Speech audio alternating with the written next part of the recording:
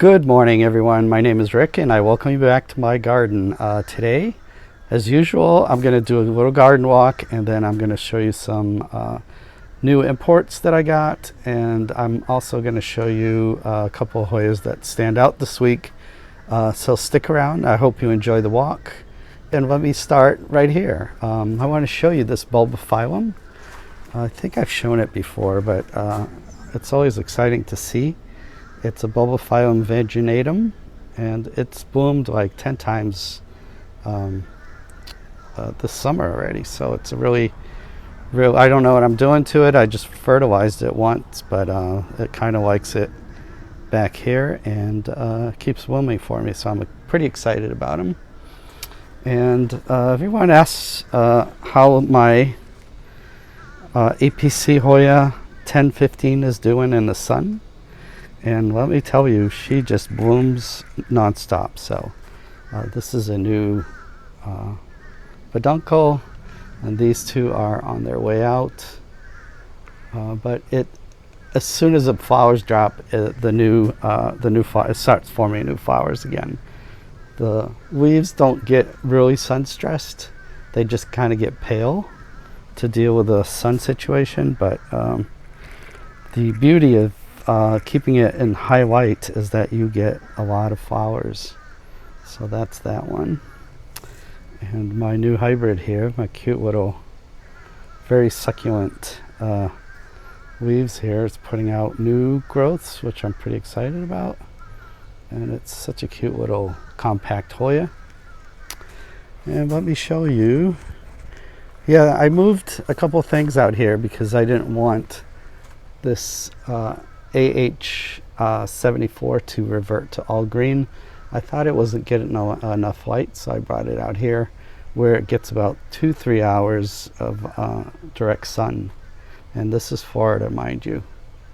And it didn't suffer any burn, so I'm happy that, because sometimes when you move a Hoya to a brighter area, the leaves burn and it kind of looks ugly for a few weeks.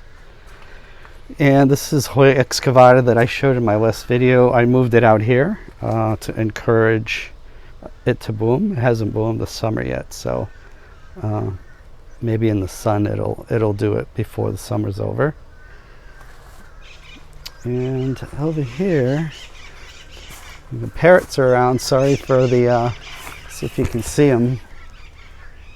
They're Quaker parrots, and they invade the neighborhood trees for, if you have any fruit, like star fruit or any of the fruiting trees, they'll eat your fruit and they make a mess.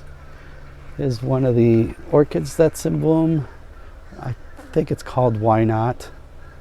And this blooms all summer long too. And that one up there, I can't reach to get a better shot, but it's blooming too. It's one of the volcano queens. I think it's the plum queen. And there's one bloom left on this cutest porcelaina Hoya. I hope you can see that flower there. Hope I can get it in focus. Yeah, there she is. She's really beautiful, and the clusters are really pretty. But I caught this one with just one bloom left.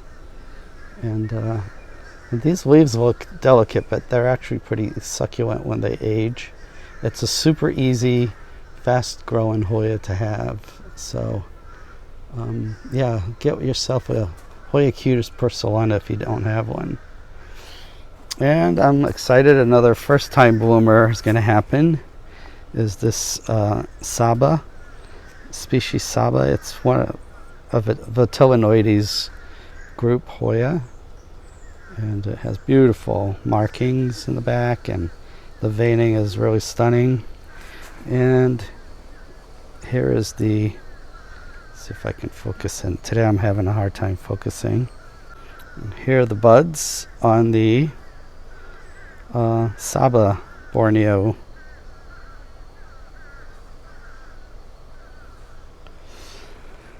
And over here, I got this Vanda back in the fall, I think late fall last year. And this is the Mimi Palmer.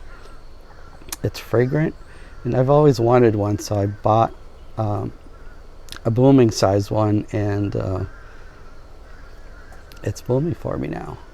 Really beautiful. And I think it probably needed a little better care because the spike is not really that big. Maybe it needed a little more sun, I think. So as soon as it's done blooming, I'll move it. But now I'm enjoying the show it's providing right now. It's so pretty. And over here is my Nonuch. Really likes the spot.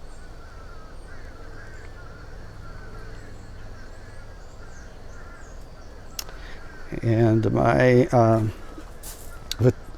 this is a latifolia, and it's the GPS 8867. It seems to be happy here. Gets a little bit of sun, so it's a good thing. Here's one of my kitties. Nips. Where's Swiffer? So, and this is a Anthurium vitaliflorium.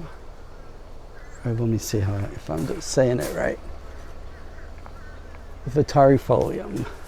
And some of these are like 3 feet long. They're pretty cool. Let's see if I can show you the whole plant there. And I had it back there in a corner in the greenhouse, but I brought it out here to show you guys today. But it looks good in the spot, and I think it'd be happy there, so I might just leave it there for the time being. I don't think it gets in the way, maybe a little bit. So, and my Vitellinoides is blooming in on the same peduncle. It's really cool big leaves, but the flowers aren't really that exciting, but it makes up for the for having such pretty leaves. And then over here I wanted to give you guys an update on this species Ake. I got it from Indonesia about I would say 3-4 months ago, and you can see it's really nicely veiny, and it's kind of very thick leafed, and the new leaves are pretty exciting. They still come out veiny, and they have that characteristic mid-ridge seen a lot of times on the Clemensorium Hoyas. So yeah, it's putting out a lot of new growth. As you can see, it's going to be a big plant soon, so I'm excited. Put that over there because I want to show you a couple of plants that I just got in the mail last night. And one of them is the true albiflora. And this is how, if you have a Thai seller that sells Hoyas, this is how they should do it. They put a really good amount of moss around the root system, but they don't really wrap a lot of tape or make it really packed. So they kind of just leave it there, and they put a rubber band, but it's kind of loose in there. It's not really squished, so it doesn't harm the roots. So I'm exciting to bloom this one. I have an Affinis albiflora, but this one's supposed to be the true albiflora. And the other one I got in the mail yesterday is this Hoya Indonesia from Indonesia. It doesn't even have a name. It's really, really recent on the market. It looks very delicate, as you can see, but this traveled from Thailand, and you can see even the baby immature leaves traveled pretty well. I don't think I had much of a leaf drop on this at all. And this is the flowers on it are white, and they look very lacy, like Victorian looking. I'll see if I can find a picture online and add it to the video. So I'm really super excited to bloom that one. And of course the occultata is just keeps blooming. I tried to pollinate it, but it hasn't taken it. I've tried many times, but it keeps blooming, so maybe, you know, the 100th time of doing it, it'll work. So who knows. And I don't know if you remember from a few videos ago, I brought this manilifolia out here, and it's suddenly put out 2 new leaves, and off the main stem it's put out a nice new growth. So I would really love to see this guy bloom here in Florida. I've seen blooms in pictures, and I've seen it in, when I was visiting Thailand. The blooms are really spectacular on this one. So let me go in the backyard, and I'm going to show you a few other things back there.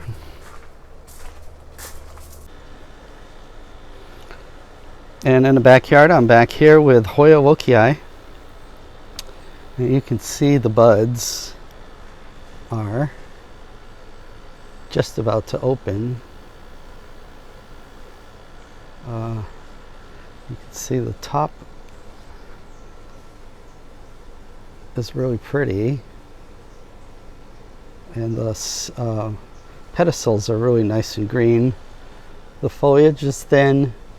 It's been a tricky Hoya for me for some reason, but I think by really fertilizing it, I forced it into bloom. It's in this 2-inch pot, and it seems to be happy in there, so I'm not going to touch it, and it has more peduncles coming up. Yeah, so this is Hoya loci from Vietnam.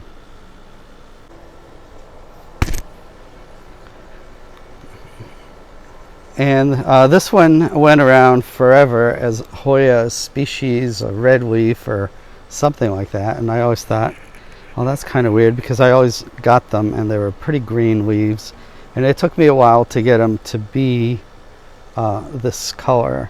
And once I put it under grow lights, it like in a week it turned this red. So it's really a beautiful Hoya, and it's it now is being called Hoya affinis morellii. And you can see it's a pretty foliage plant for sure.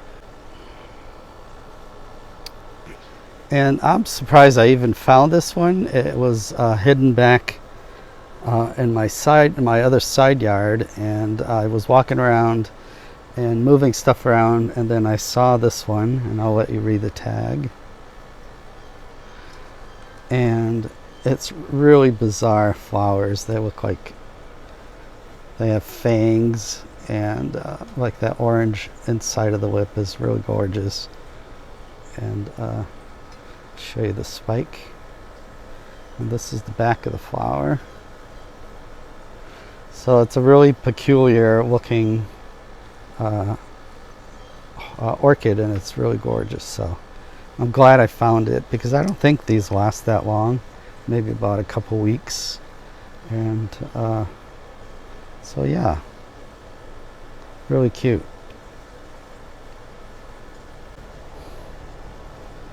And another orchid, this guy, I just couldn't pass it up. I bought it this week, and the throat on this and the ruffled lip is really stunning. And show you, it's a Richard Mueller cross C triumphans. And so from my experience with Richard Mueller crosses is that they're pretty hardy, and they bloom often for me, so they must like my backyard. So I got another one, and it's really stunning. Richard Mueller cross C triumphans for $28 at Artstone, so you can't really criticize me for getting such a beautiful orchid.